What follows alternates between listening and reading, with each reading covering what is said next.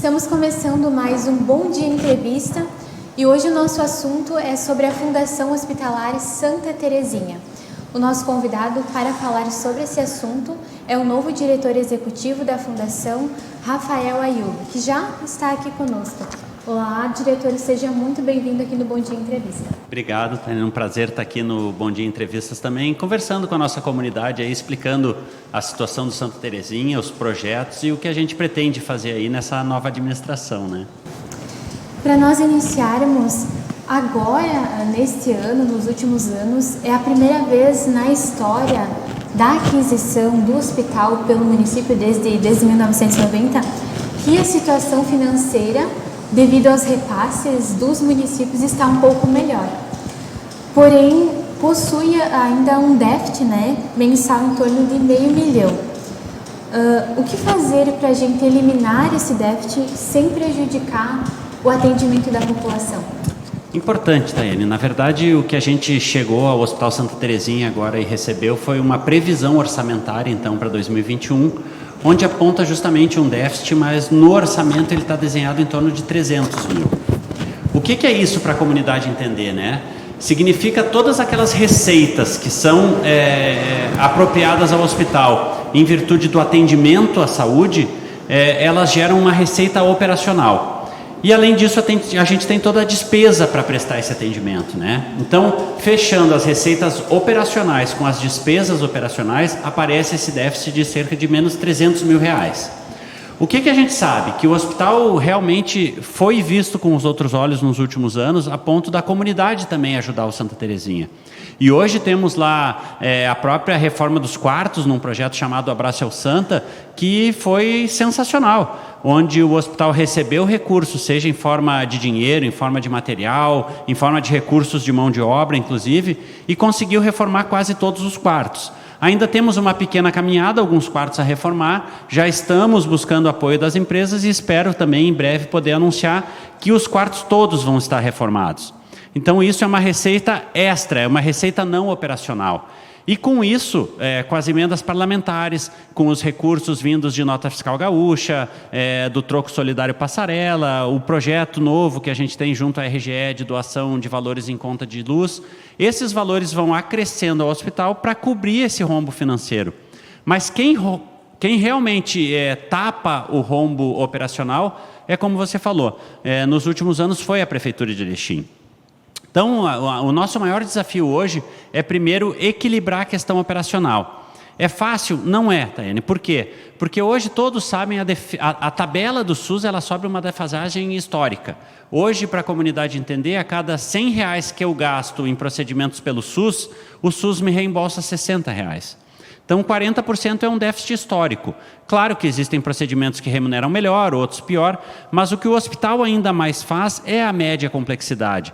Então é isso que a gente sempre fala, o pronto-socorro ele é procurado e a gente vai estar sempre disposto a atender, mas a atenção básica também poderia ajudar mais. E eu acho que esse é o grande desafio, associar a atenção hospitalar com a atenção básica. E a gente tem que ir atrás de recurso. O recurso operacional que já tem esse déficit, inclusive o incentivo do Estado, há muito tempo a gente já vem demonstrando essa covardia contratual que o Estado faz com o nosso hospital aqui, que atende toda uma região, e a gente espera que agora, 31 de março, com a renovação do contrato, essa parte de receita seja melhorada já.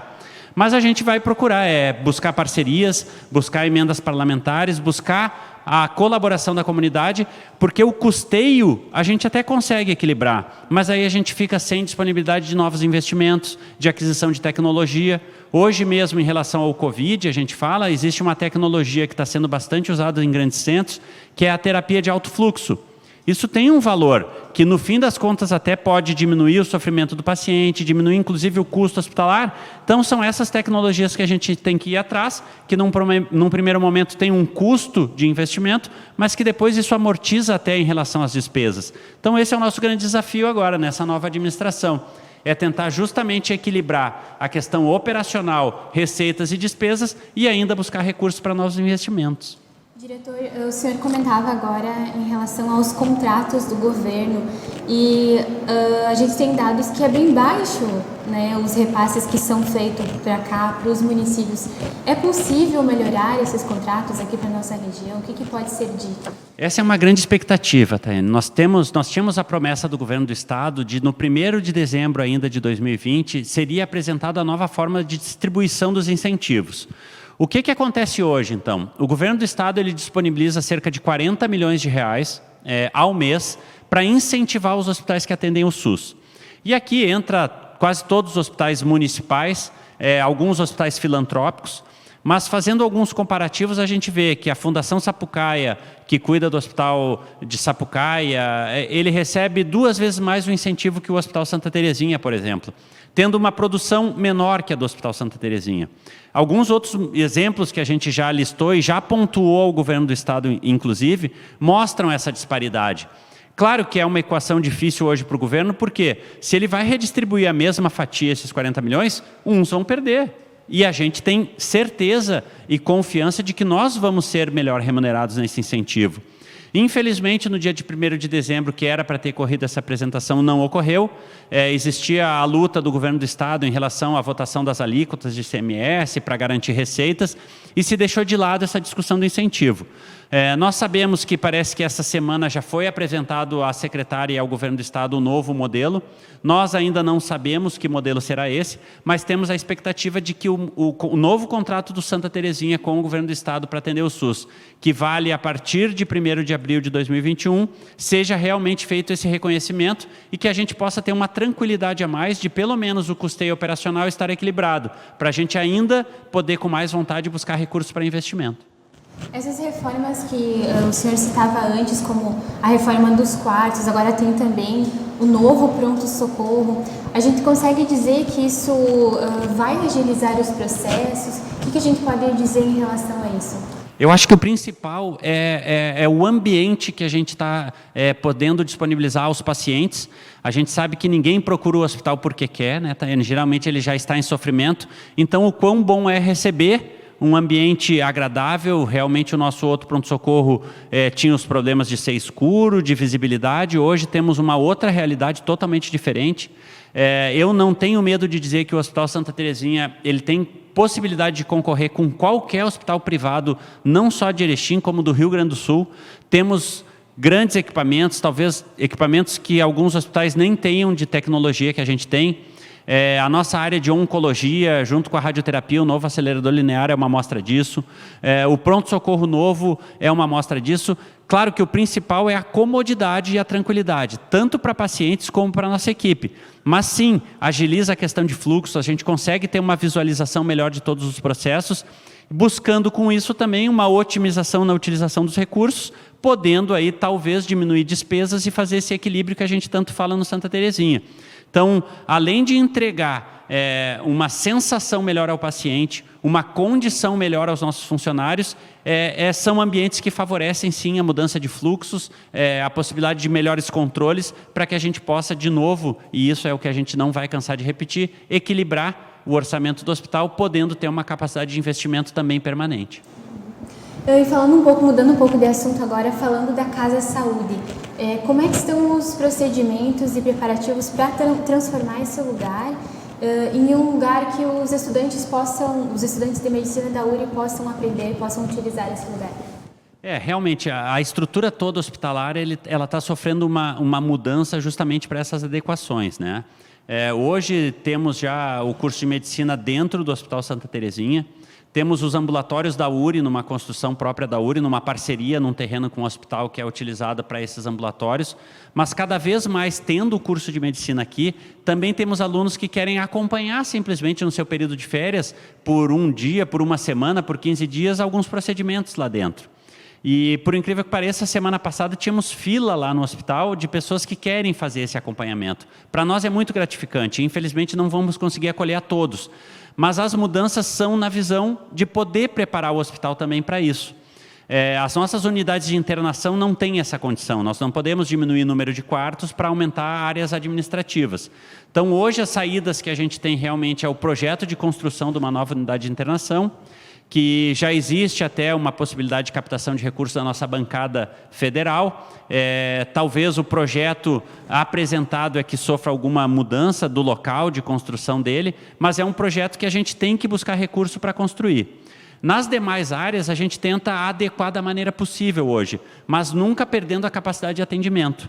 Então, a gente não pode, por exemplo, diminuir o número de leitos para poder receber os alunos também, porque a gente está sempre com a ocupação quase em 100%, então a gente sabe da necessidade até, talvez, de uma possibilidade de ampliação de leitos. Então, o que a gente tem feito hoje é utilizar as áreas possíveis, compartilhando áreas com a URI, compartilhando áreas administrativas, para que a gente possa atender da melhor forma esses alunos também. Por enquanto tem dado certo, mas a gente tem que ter esse olhar no futuro de construir uma nova estrutura, repito, de internação hospitalar, com essa capacidade de receber tantos alunos, que é o que a gente espera desse curso consolidado, como os residentes, que também não param de chegar e de se interessar em vir trabalhar com a gente para fazer a sua formação aqui. Nós temos também, diretor, a informação de que foi renovado com o governo os valores para a UTI Covid até o fim deste ano.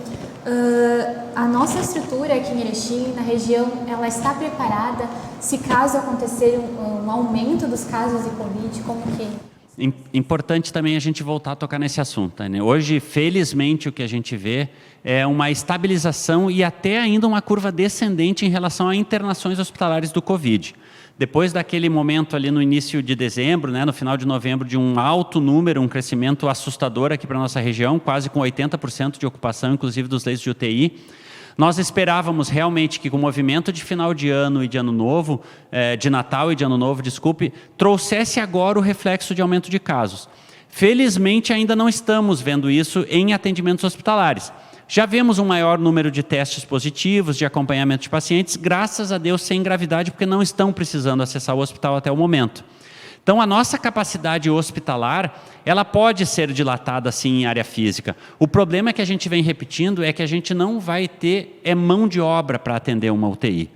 Para atender uma UTI, precisa ter um médico intensivista, que é um médico especialista, precisamos ter fisioterapeutas intensivistas, que são fisioterapeutas especialistas, e, infelizmente, não existe disponibilidade no mercado para maiores contratações. Hoje, o que nós conseguimos tocar são os 15 leitos de UTI lá no Santa Terezinha.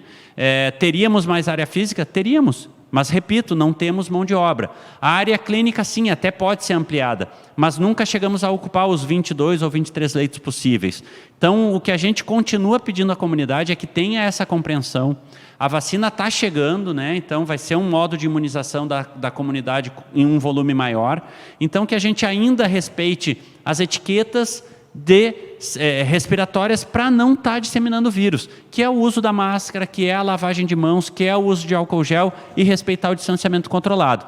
Estaremos preparados para atender a comunidade, mas com essa limitação de mão de obra, infelizmente, não só no Hospital do SUS, como no Hospital de Caridade também. Até falando dessa questão de mão de obra, existem muitos profissionais que estão afastados devido ao coronavírus, devido à Covid, e os médicos também. Como é que está essa situação aí no hospital? Felizmente, hoje, a gente tem muito pouca gente afastada pelo Covid. Claro que aqueles do grupo de risco ainda, né, os acima de 60 e até as gestantes, a gente ainda tem o cuidado de afastá-los da área de assistência.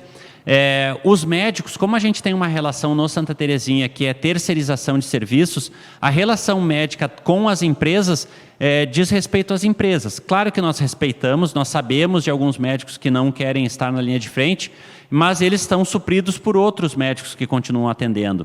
O Santa Terezinha, nessa semana, começou a reorganizar e começou a agendar novamente as cirurgias eletivas também, porque isso é um fator importante que a comunidade entenda também. 2020 a gente fez muito menos procedimento do que a gente fazia. E isso também causa, e a gente tem que falar isso, um certo equilíbrio nas contas. Na saúde, quanto tu mais produz, mais tu gasta. Como em 2020, para a comunidade ter uma ideia, a gente fez cerca de 10 mil cirurgias e em 2019 a gente fez cerca de 6 mil só, foram aí 40% a menos de procedimentos cirúrgicos. E isso se reflete também na realização de exames e de consultas.